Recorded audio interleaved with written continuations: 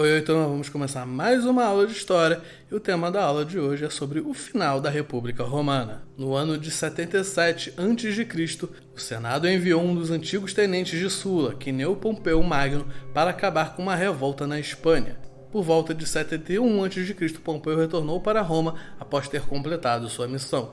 Cerca do mesmo tempo, outro dos antigos tenentes de Sula, Crasso, teve que controlar a revolta de Espartaco e dos gladiadores escravos na Itália. Após o regresso deles, Pompeu e Crasso encontraram os populares ferozmente atacando a Constituição de Sula.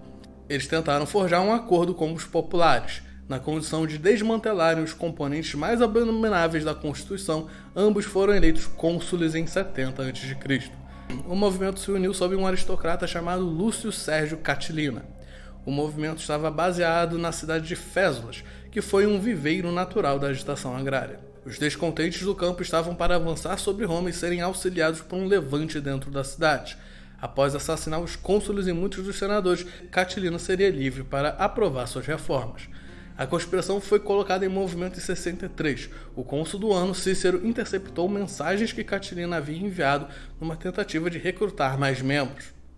Como resultado, os principais conspiradores em Roma, incluindo ao menos um cônsul anterior, foram executados por autorização do Senado, e o levante planejado foi interrompido. Cícero então enviou um exército que cortou as forças de Catilina em pedaços. O resultado mais importante da conspiração de Catilina foi que os populares tornaram-se desacreditados. Os 70 anos anteriores testemunharam uma gradual erosão dos poderes senatoriais. A natureza violência da conspiração, em conjunção com a habilidade do Senado em interrompê-la, foi importante para reparar a imagem do Senado. Em 62, Pompeu retornou vitorioso da Ásia. O Senado, eufórico por seus sucessos contra Catilina, recusou-se a ratificar os acordos que ele havia feito. Pompeu, na verdade, tornou-se impotente. Assim, quando Júlio César retornou de seu governo da Espanha em 61, ele achou fácil chegar a um entendimento. César e Pompeu, junto com Crasso, estabeleceram um acordo privado, agora conhecido como o Primeiro Triunvirato. Sob o acordo, os arranjos de Pompeu seriam ratificados. César seria eleito cônsul em 59, então serviria como governador da Gália por 5 anos. A Crasso foi prometido um consulado futuro. César tornou-se cônsul em 59, seu colega no cargo, Marco Calpúnio Bíbulo, era um aristocrata extremo. César submeteu as leis que ele tinha prometido a Pompeu para as assembleias. Bíbulo tentou obstruir a promulgação destas leis e assim César usou meios violentos para assegurar a promulgação. César foi então feito governador de 3 províncias. Ele facilitou a eleição do antigo patrício Públio Cláudio Pulcro para o tribunato em 58. Cláudio começou a privar os inimigos senatoriais de César dos 2 líderes mais obstinados deles, Catão o Jovem e Cícero. Cláudio foi um opositor de Cícero, pois ele tinha testemunhado contra ele em um caso de sacrilégio. Cláudio formou grupos armados que aterrorizaram a cidade e posteriormente começaram a atacar os seguidores de Pompeu, que em resposta fundou grupos de contra-ataque liderados por Tito Ânio Pepiano Milão. A aliança política do Triunvirato estava desmoronando. Posteriormente, o Triunvirato foi renovado em Luca. A Pompeu e Crasso foi prometido o consulado de 55, e o mandato de César como governador foi estendido por 5 anos. Crasso liderou uma expedição malfadada com legiões liderados por seu filho, o tenente de César, contra o Império Parta. Isso resultou em sua derrota e morte na Batalha de Carras. Finalmente, a esposa de Pompeu, Júlia, que foi filha de César, morreu no parto. Este evento cortou o último laço remanescente entre Pompeu e César. Começando no verão de 54, uma onda de corrupção política e violência varreu Roma. Este caos alcançou um clímax em janeiro de 52, quando Cláudio foi assassinado em batalha por Tito Milão. Em 1º de janeiro de 49, um agente de César apresentou um ultimato ao Senado. O ultimato foi rejeitado e o Senado então passou a uma resolução que declarou que se César não entregasse seus exércitos até julho daquele ano, seria considerado um inimigo da República. No meio tempo, os senadores adotaram Pompeu como o nome campeão deles contra César. Em janeiro de 49, o Senado aprovou um Senatus Consulto Ultimo e investiu Pompeu com poderes ditatoriais. O exército de Pompeu, contudo, era composto largamente de recrutas não treinados. Any of your people I can mention? Titus Pullo took the head of the first man that came at me.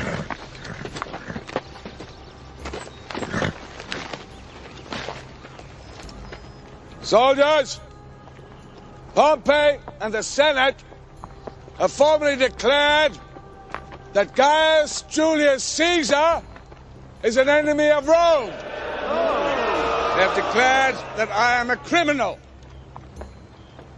They have declared, in effect, that all of you also are criminals. Tribune's veto was not exercised. People's Tribune Mark Antony and 50 men of the 13th were assaulted by 1,000 head of Pompeian scum.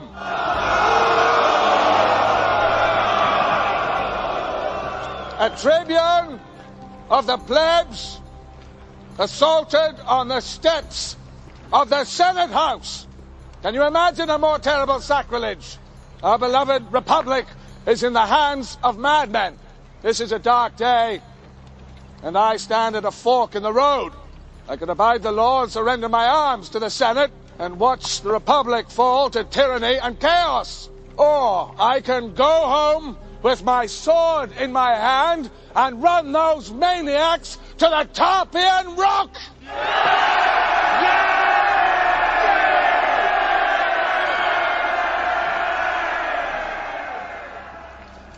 Legionary Titus Pullo, step forward.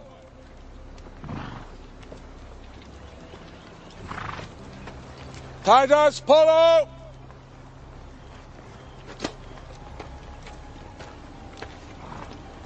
Are you with me, Titus Pullo? Will you come with me to Rome? Yes. Yes, sir. Certainly. Titus Pullo is with me. And you? Are you with me?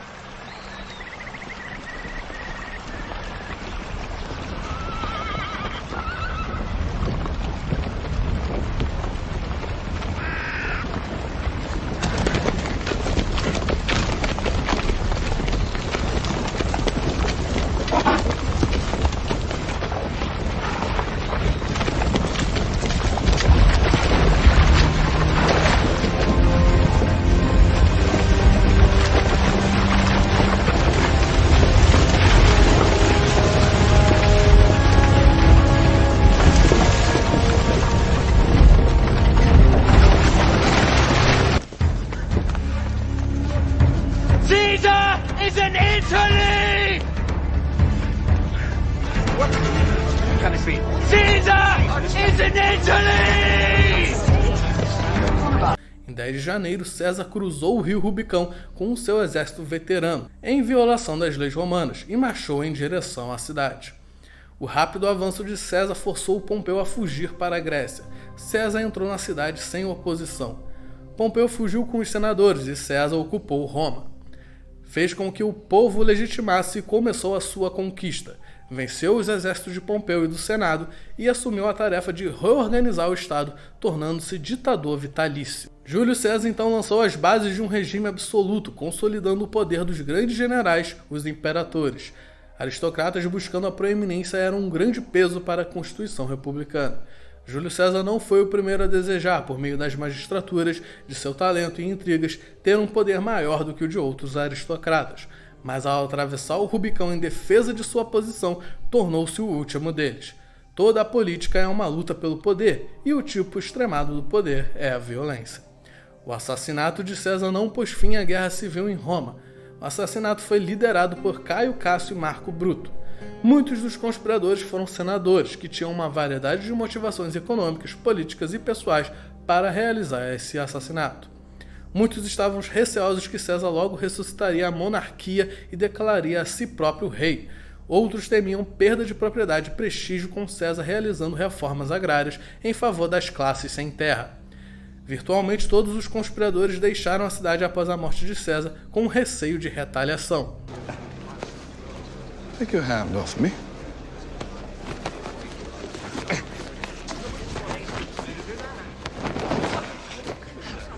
What are you waiting for?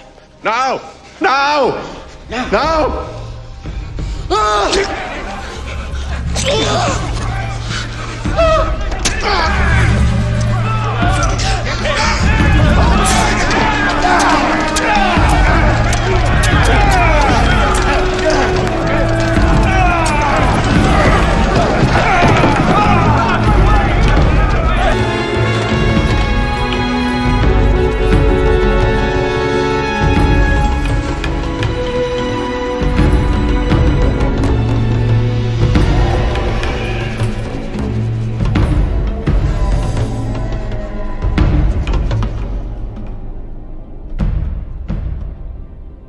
A guerra civil que se seguiu destruiu o que havia sido deixado da República. Apesar das facções terem redes de espionagens fortes, isso não ajudou Júlio César a evitar o atentado efetuado pelo Senado. O retorno à situação anterior era impossível, dada a magnitude do conflito. A estrutura oligárquica de governo que foi estabelecida ao longo dos séculos não conseguia gerir o império. O comportamento conservador e exclusivista dos senadores era incompatível com o fato de que o império era sustentado pelas províncias e havia que atender ao menos às elites provinciais responsáveis pela manutenção da unidade do território imperial. Após a morte de César, Marco Antônio, seu tenente, assumiu o poder, mas logo o sobrinho de César, Otávio, apresentou-se como herdeiro do ditador. César havia adotado Otávio como herdeiro em testamento. E como Antônio não o incluía em suas decisões, Otávio toma o partido do Senado, apresentando-se como defensor da causa republicana. Após o assassinato, Marco Antônio formou uma aliança com o filho adotivo e sobrinho neto de César então, Caio Otávio.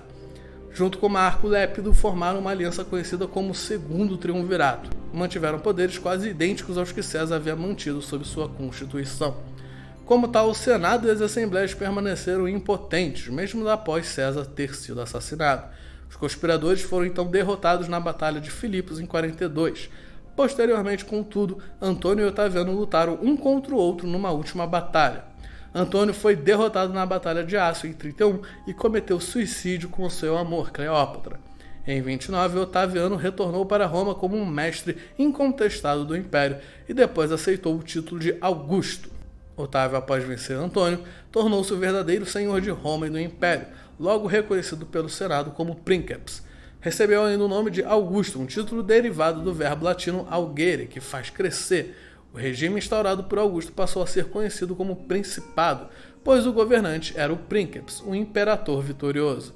A ambição de Augusto salvou sem dúvida a civilização romana, ao mesmo tempo que lhe permitiu definir-se, completar-se material e moralmente e impor-se durante tempo suficiente para deixar marcas duradouras na história humana. Quando assumiu o poder, Augusto iniciou um processo de reforma do Estado romano que permitiu a consolidação da unidade imperial. Utilizando antigas instituições da República como as magistraturas, garantiu a continuidade da estrutura política e economia romanas, mas abriu as portas do Senado a membros das famílias municipais italianas, inaugurando a aproximação de Roma com suas províncias. O poder político, antes dominado pelo Senado, passou a se concentrar nas mãos do imperador, sem contudo afastar os senadores do poder, pois estes mantiveram com seus quadros o funcionamento da máquina administrativa do novo Estado imperial. Esse foi o momento da criação de um vasto sistema de comunicações e de reforma urbana da própria Roma, o que gerou empregos para a plebe urbana. O império se tornou mais próspero, dados aos incentivos à agricultura, às indústrias manufatureiras, em todo e a intensificação do comércio. Augusto inaugurou um período de paz interna que durou cerca de 250 anos. Este período é denominado de Pax Romana, do latim a paz romana. De fato, após tantas guerras civis, Roma parecia aliviada com um novo regime. Os imperadores tinham grandes poderes, mas não eram reis, nem a sucessão era necessariamente hereditária. No período imperial, a administração dos domínios romanos foi reorganizada, visando a maior centralização do poder. O imperador passou a acumular na prática todos os poderes, apesar de continuarem a existir os órgãos governamentais da República. Durante a Pax Romana, novas conquistas foram efetivadas e as atividades econômicas e culturais ganharam um grande impulso, sendo do mesmo modo uma época de grandes construções. Edifícios, monumentos, aquedutos, pontes, circos, anfiteatros, dentre outros tantos elementos que você conhecerá na próxima aula. Então é isso, turminha. Terminamos a aula de hoje. Tchau, tchau. E lavem as mãos.